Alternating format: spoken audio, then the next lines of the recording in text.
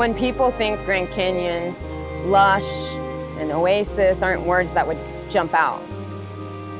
But the springs and the creeks that they feed do provide these splashes of green on a matte brown canvas.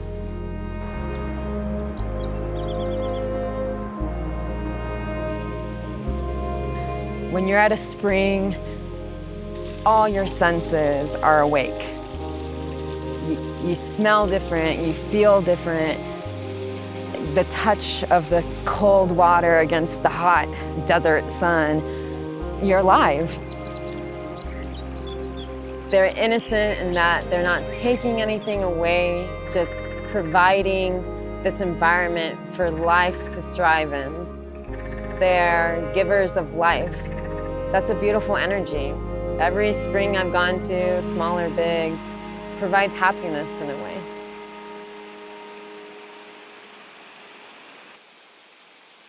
My job in the park is to monitor the springs and seeps, so studying the groundwater system. So springs tell me how the groundwater system is working. Where's the water coming from? How fast is it flowing or how slow is it flowing? How much water there is, and that helps me predict how much water we may have in the future and the potential threats that are harming water quality and availability.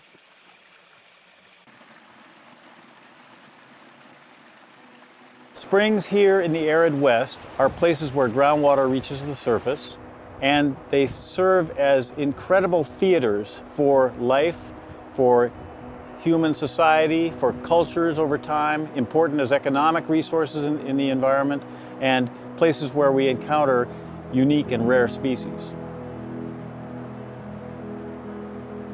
I love discovering new things, and springs are places where you can discover new species. Pretty much any big spring you're going to go to, there are going to be surprises.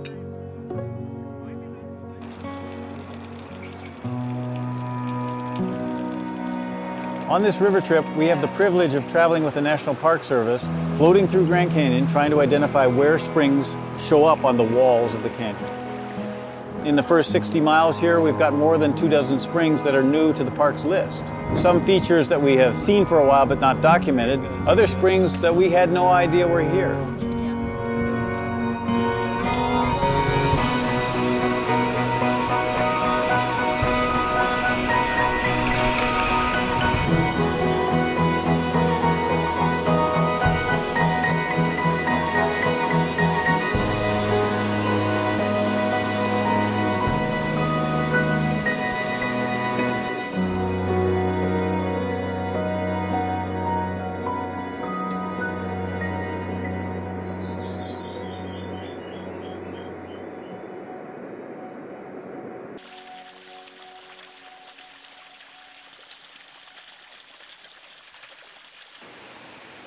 We haven't inventoried all the springs in the park, but right now we have about 600 springs and seeps. What's interesting though is out of the 12 types of springs that exist, we have 10 within the park. They're all beautiful in their own little way.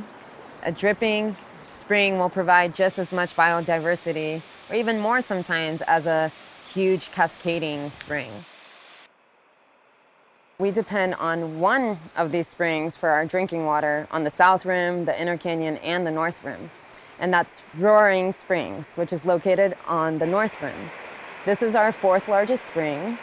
We have a pipeline that starts there and goes across the canyon. So anytime a visitor is opening a tap or filling their water bottle at a filling station, it's coming from Roaring Springs.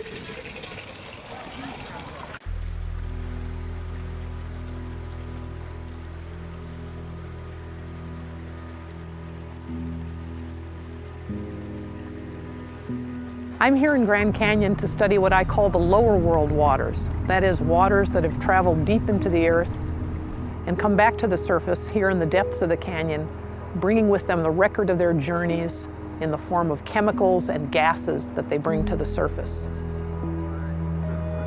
Most people think of the canyon as this beautiful exposure of layered rocks, creating a landscape that's unparalleled. It's also a deeply incised aquifer system. And so by looking at the different springs in the canyon, we're able to understand different hydrologic pathways. The spring waters here that travel very deeply hold in their chemistry a record of past times. In fact, some of the mineral deposits from the springs also hold clues about these past times. So we're able to look at hydrology not just on the decadal scale or the century scale, but thousands and thousands of years of hydrology recorded in stone.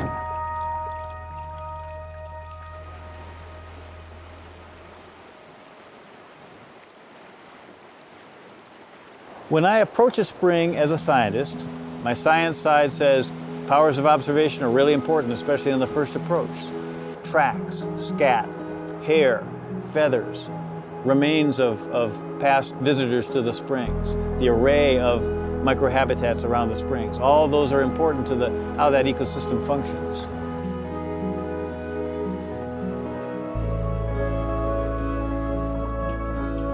But I've also talked to a great many Native American elders about how to approach springs. Uniformly, they say, approach the spring with respect. You're coming into a different world, coming perhaps into the presence of beings that you may not have any awareness of, but pay respect. Give back to that landscape, give back to those beings, give back to that spring.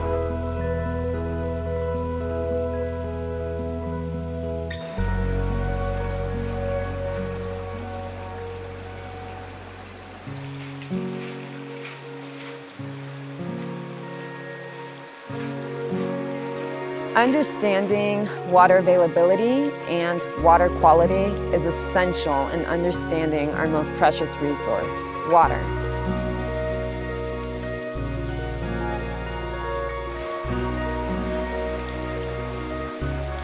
When I see this fresh, pure water coming out of the rock, whether it be a little dripping spring or a gushlet or waterfall, it reminds me that I too have water running through my veins, and that's what makes me alive. From the beginning of history, we always traveled or migrated to water. And I think the moment we learned how to bring water to us is when we forgot in a big way how special and essential and precious water is.